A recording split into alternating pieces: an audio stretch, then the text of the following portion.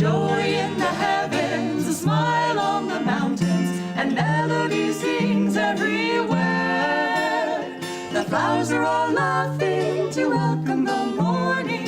Your soul is as free as the air. The flowers are all laughing to welcome the morning. Your soul is as free as the air. Leave home in the sunshine, Dance through a meadow, or sit by a stream and just be. The lilt of the water will gather your worries and carry them down to the sea. The lilt of the water will gather your worries and carry them down to the sea. Men hunger for freedom but don't see their dungeon is only the thought that they're bound. Desires are their shackles, the hope that tomorrow the doorway to joy will be found. Desires are their shackles, the hope that tomorrow the doorway to joy will be found. there's joy all around us. Why wait till tomorrow? We've only this moment to live. A heaven within us is ours for the finding, a freedom no riches can give. A heaven within us is ours for the finding, a freedom no riches can give. There's joy in the heavens, a smile on the mountains, and melody sings everywhere. The flowers are all laughing to welcome the morning. Your soul is as free as the air. The flowers are all laughing to welcome the morning. Your soul is as free as the air. The flowers are all laughing to welcome the morning. Your soul is as free as the air.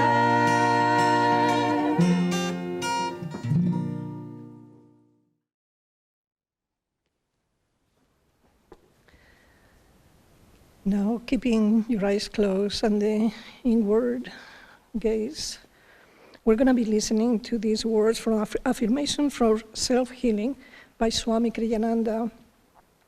This week's is humility. Humility is not self-deprecation, it is self-forgetfulness. It is knowing that God alone is the doer.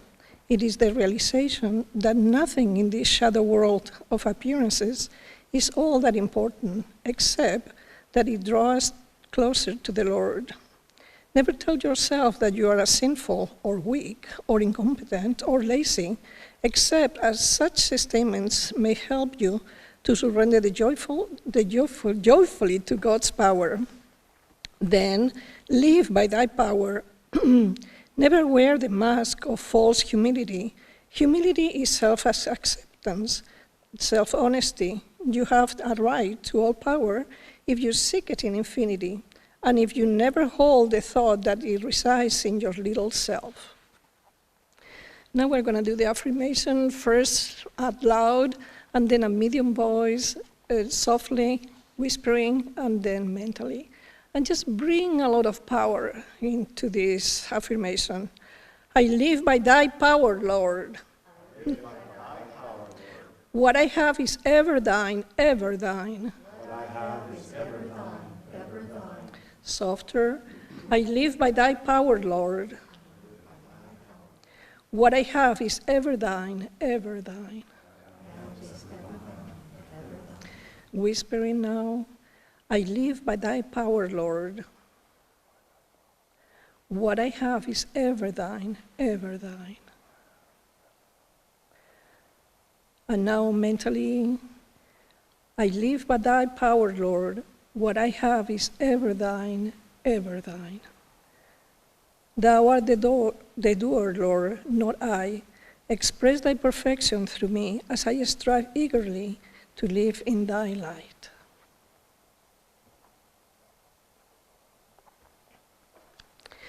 And from the rays of the one light, the weekly commentaries of the Bible and the Bhagavad Gita by Swami Kriyananda. This week is, how high should we aspire? The truth is one and eternal. Realize oneness with it in your deathless self within. The following commentary is based on the teachings of Paramahansa Yogananda. The passage this week is from the Gospel of St. Matthew, chapter 5. I say unto you that except your righteousness shall exceed the righteousness of the scribes and Pharisees, ye shall in no case enter into the kingdom of heaven. The easiest explanation for these words is that they were spoken in criticism of the scribes and Pharisees, particularly since Jesus was often verbally attacked by them and stood up to them fiercely. However, it wouldn't have been much of a challenge to the disciples who aspired to spiritual perfection to tell them, don't be like those who lack any such aspiration. Jesus, in fact, says only a few verses later, be ye therefore perfect, even as your Father which is in heaven is perfect. What Jesus was referring to here then was the self-righteousness of the priest. Don't seek perfection, he was saying to his disciples, in the image you project towards others. Don't be satisfied with goodness born merely of ego definitions. The highest virtue is to transcend the very thought of personal virtue into the realization of God alone as the doer. Before this realization, even the thought, I am kind, or I am truthful, is self-limiting. As it says in the Bhagavad Gita, the 7th chapter, yet hard the wise Mahatman is to find, that man who saith, all is Vasudev. Thus, through Holy Scripture, God has spoken to mankind. Om, Om, Om.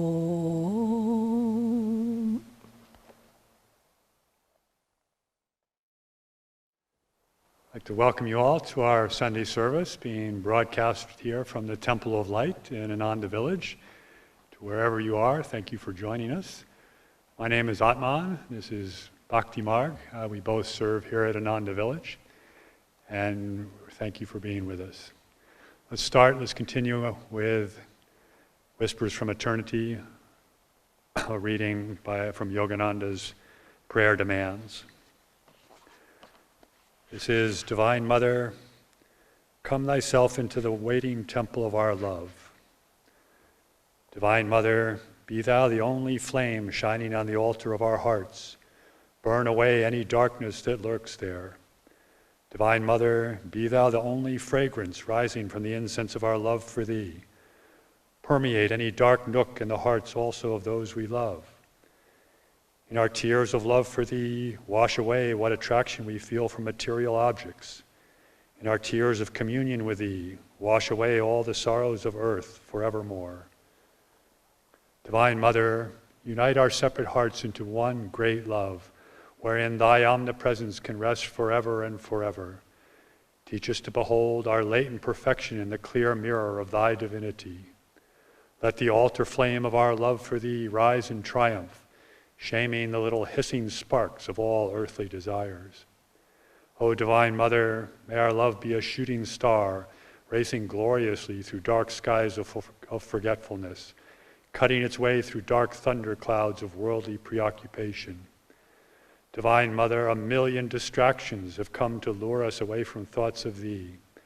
Thou thyself, in order to test us, hast offered false substitute fulfillments, pompous temple ceremonies to satisfy the egos of worldly people, religious organizations shouting, salvation can only come through serving this work, priests and ministries offering the gospel, God will bless you if you give us money.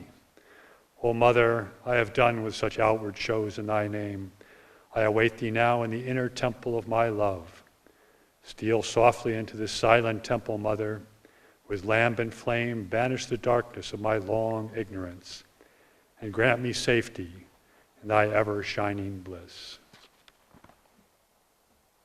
I think many of us have heard the Chinese proverb that may you be blessed to live in interesting times. Well, I think it's fair to say that we've made it. We're in interesting times. And it's not hard to see that these times are interesting, and they're not necessarily comfortable. Why aren't they comfortable? Because they challenge us. They challenge the ego. They challenge the patterns of energy that we've established to deal with the delusions of this world, with the Maya that comes to us. That's getting shaken up.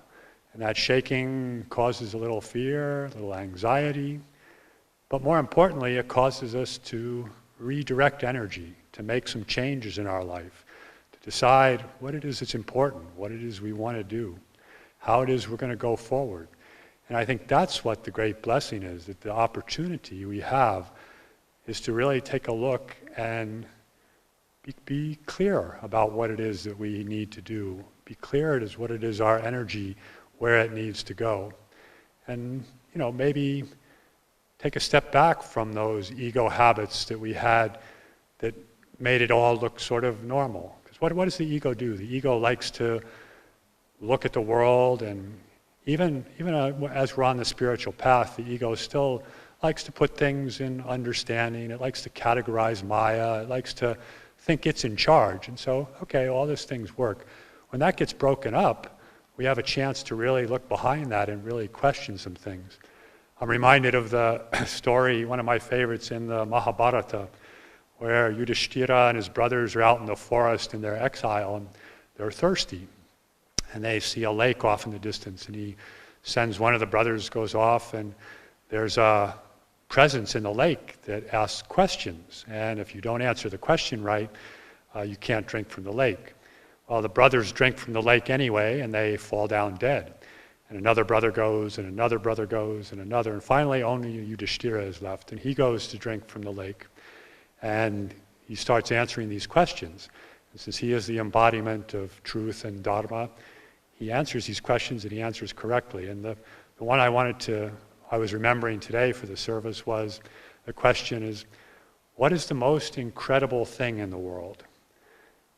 And the answer is that we live our lives surrounded by disease and death, yet we live our lives as if we were immortal.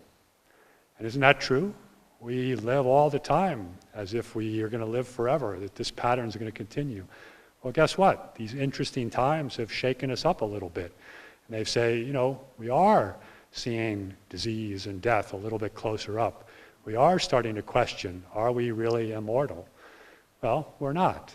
And there's another story, Yogananda, when he was a boy, he was meditating in Garpar Road, his meditation room, and all of a sudden he was transferred to the battlefield. World War I was happening at the time, and he was a captain on a ship, and his ship was being bombarded, and there were shells coming in, and one of them sank the ship, and he started swimming towards shore, and just as he reached shore, a bullet caught him in the heart, and he looked down at his dying body and saw himself leaving that body, and he felt that passage of death, and then all of a sudden he was transformed back into his meditation room.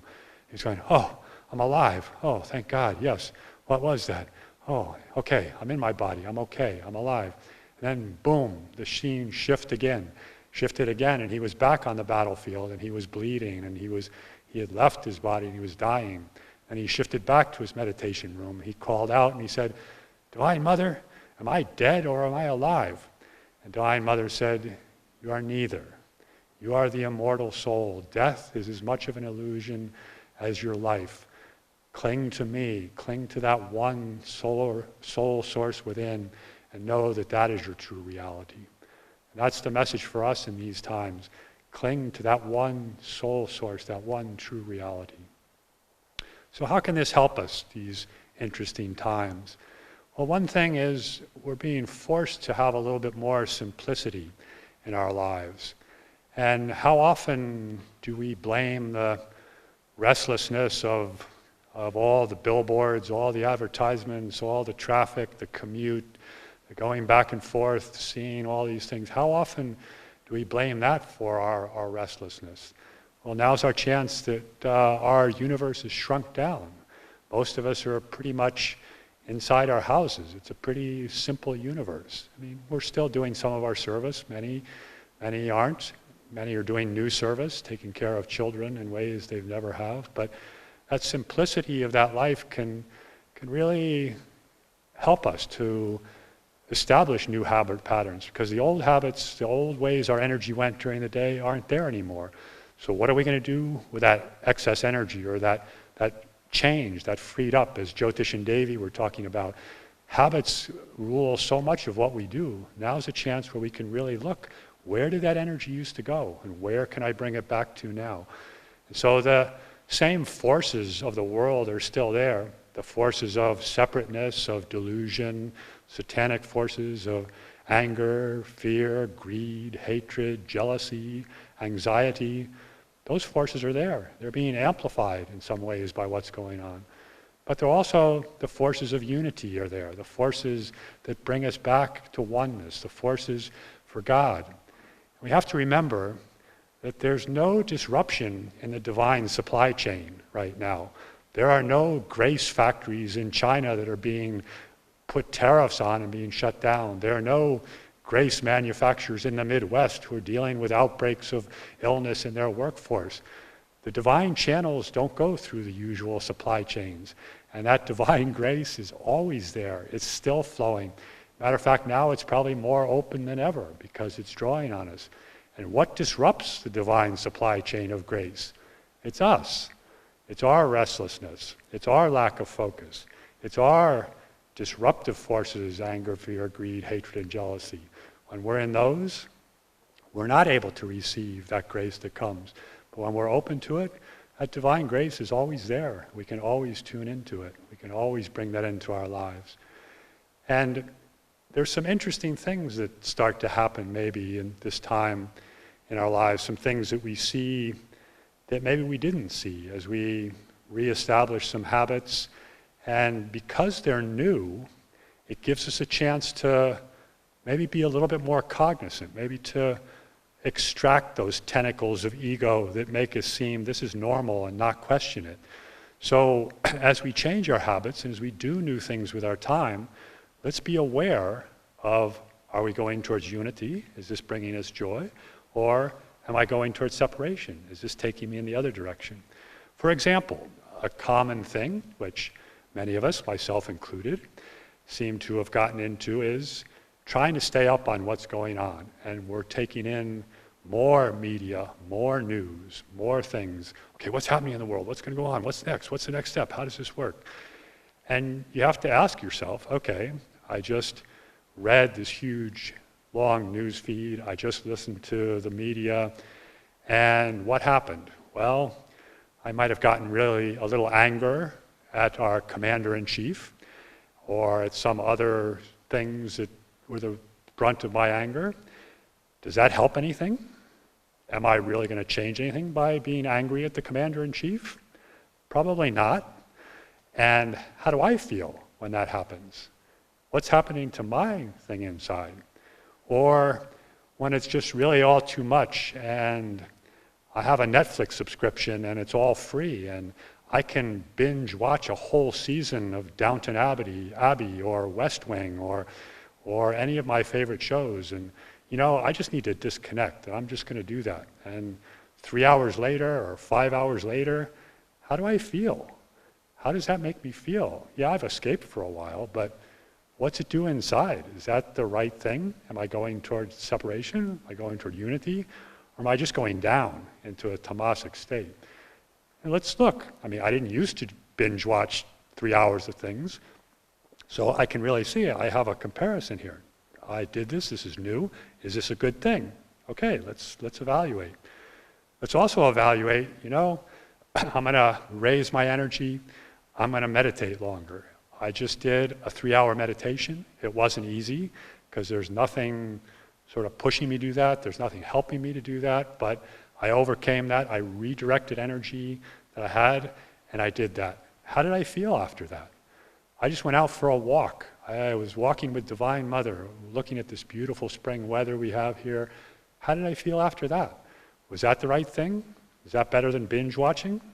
I don't know, just be aware. It doesn't mean you have to go all one way or another, but as we shift energy in this time, let's look at where that energy is going and what that does for us.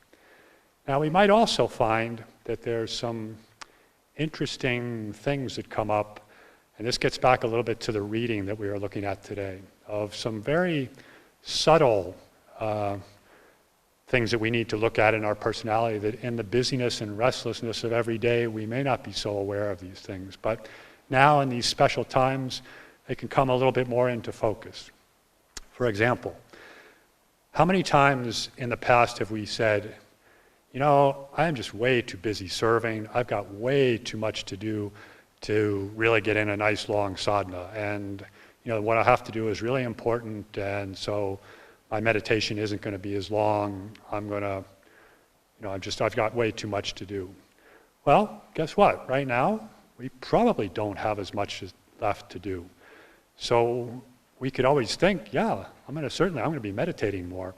And this was a sort of a wake-up call for me, not now, but some years back when my son was quite young, and we were involved in raising, you know, child rearing and family and job, and it was a busy time. And at one point, Bhaktimarg and my son Mark took a trip to Spain, and I stayed home because I had to work. I was here doing these things. I didn't get to go.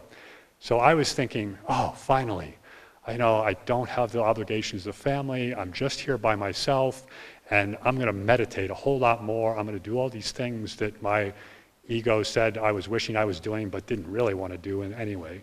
But all those things that I could have done, well, what happened? Did I really do a lot more meditation during that period? When they came back, I sort of wistfully looked back and said, you know, I didn't really take advantage of that as I did. I didn't really put out the energy to change a habit and rise up. My energy went somewhere a little bit more down. I started, if I remember, I was watching sports on the Olympics or something, and that kind of took up some of my extra time. But so be aware, you know, those excuses that you had before aren't necessarily there anymore.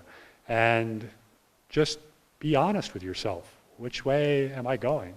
You know, is it really the busyness, or is it just my restless nature that's keeping me from doing this? And even eliminating some of that restlessness, am I really able to go where I want to go, or how do I take those steps? There's another one that's sort of interesting, and it speaks again to this reading, and that's the influence of others. And it says, you know, be aware. We so often get pushed one way or another by our environment, by people influencing us. Well, guess what? We're self-isolated. We don't have as much influence as we had before. We have a lot more control over that influence. But we can really say, okay, how much is it, that influence of others? And, you know, we always need to remember that, that beautiful, funny story that Yogananda tells of the boy and the man and his donkey. And the boy and the man are taking this donkey to market, and they want it to arrive fresh at market so that they don't ride on it, so that it doesn't tire the donkey out and he gets the best price. Somebody comes by and says, oh, look at those fools. There's a perfectly good donkey and he's making that boy walk. So he puts the boy on the donkey. And then another person comes by and says, oh, what is this? Look at this. This boy who could easily walk is making his poor father walk. It should be the father that's on the donkey. So they switch.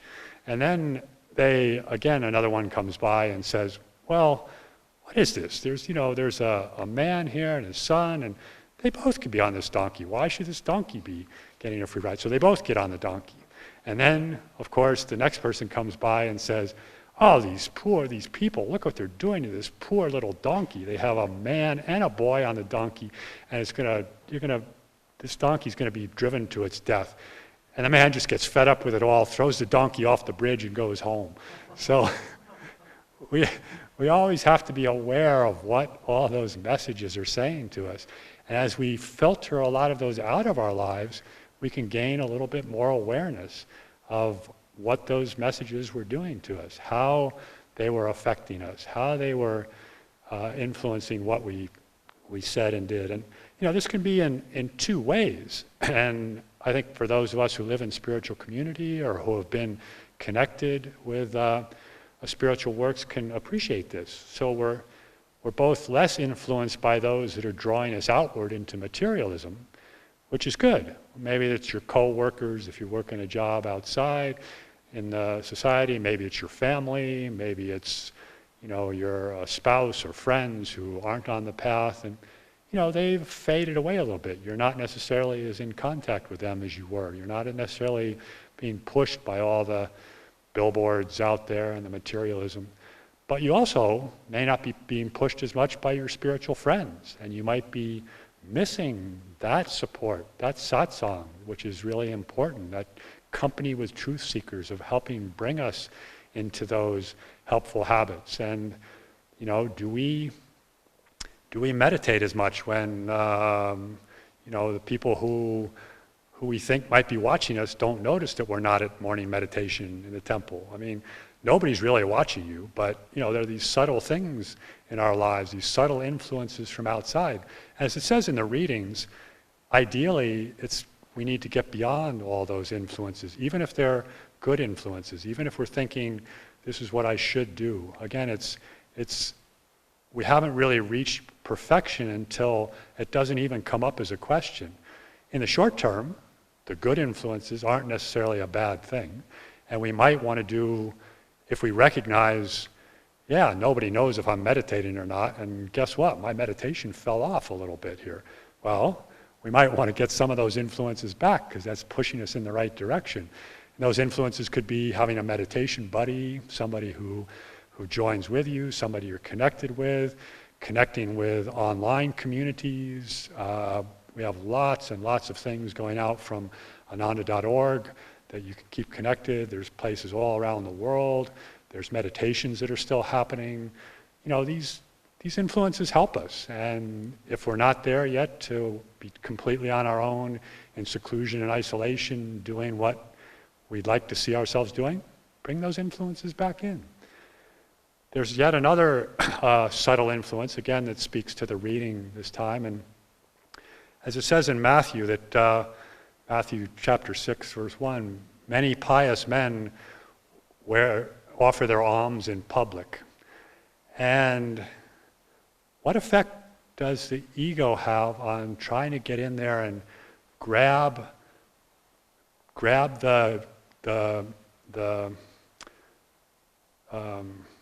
just be able to grab the benefit of some things that we do spiritually, grab the acclaim, grab the appreciation, and say, jump in there. It's like Swami, and like we said in the affirmation, Swami, when he first came to Master, started working to become more humble, and he recognized that he had a certain intellectual bent and a certain superiority, arrogance maybe, and he really started working on that.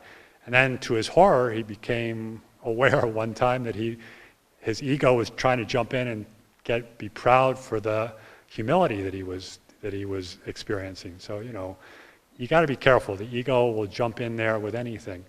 And what's important about this time is what we're doing may not be so visible to others. And is that little voice coming up about, yes, I was really kind to this person, or I did something, I was down at the mailroom and I, did something, or I pulled some weeds and nobody saw me.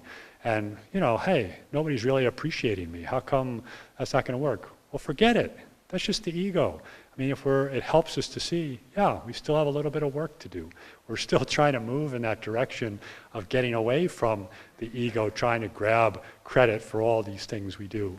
We should certainly still do all those things. We should still be humble. We should forget ourselves, not self-deprecation, self-forgetfulness. We should put those things out there. We should be looking for ways that we can serve, ways that we can help. We may just be praying for people. It may be offering your meditation. And you're probably not going to get the recognition that you might have used to. Or, if nobody sees you, is this still a spiritual act? Absolutely. God sees you in everything you do. And ultimately, that's the only outside opinion that is important. And it's just the ego. It's just the ego in there trying to grab credit for all these things that happen. So it's a chance. There's a window that's opened here that we can look at. And do we get discouraged by seeing some of these things? No. As it says in the affirmations, I accept with gratitude my faults, because only then can I work on them and change them. So accept these opportunities with gratitude, that we have an opportunity to look a little bit. This crisis has opened a little bit of a window, and we can look through it. And we may not exactly like what we see all the time, but that doesn't matter. The important thing is that we're moving still, we can see things, and we can take this as an opportunity to see things that we may not have seen otherwise, that we can move forward on this path. So it's, how do we do that?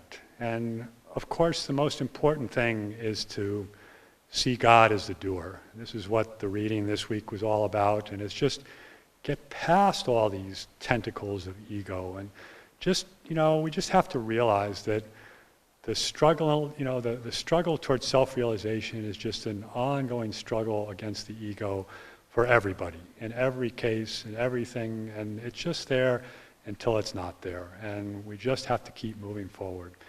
And how do we see God as the doer? There was one thing it's been very helpful for me, because when you first see God as a doer, you tend to think of it sort of an intellectual way. And say, okay, God is a doer. God, you're doing this before me.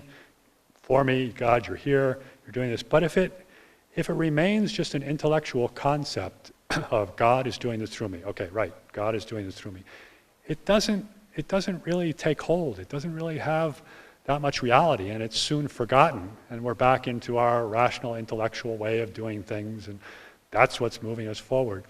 So one of the things that Swami wrote that was very interesting and helped me is to say, you have to have a perception of God's presence in order to feel that God is the doer. And that perception might be overwhelming love. It might be bursting joy. It might be a sense of just a peace that's inside, just a contentment. Whatever aspect of God or Guru or the Divine Mother, but get that first. And once you have that through meditation, through our practices, then you can transfer some of that and you can say, okay, that's the source, that joy, that love, that peace. I'm just a channel, and it coming through me is what's working. That is how God can be the doer. It can come through us. And it's going to be a long journey, but I think we can say, let's look at these times we're in, these opportunities, as just saying, here's another chance to take a different perspective. Here's another chance to keep putting one foot in front of the other as we try to perfect ourselves and seeing God as a doer, as getting rid of the ego, as moving forward on the spiritual path. Let's just keep putting one foot in front of the other and see this for the great opportunity it is.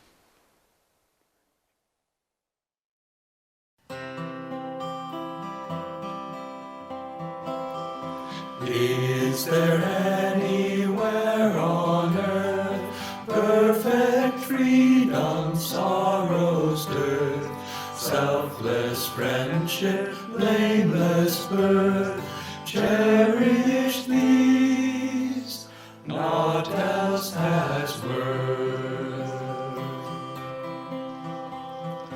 Is there anywhere on earth perfect freedom, sorrow's dearth, selfless friendship, blameless birth, cherish these, naught else has worth?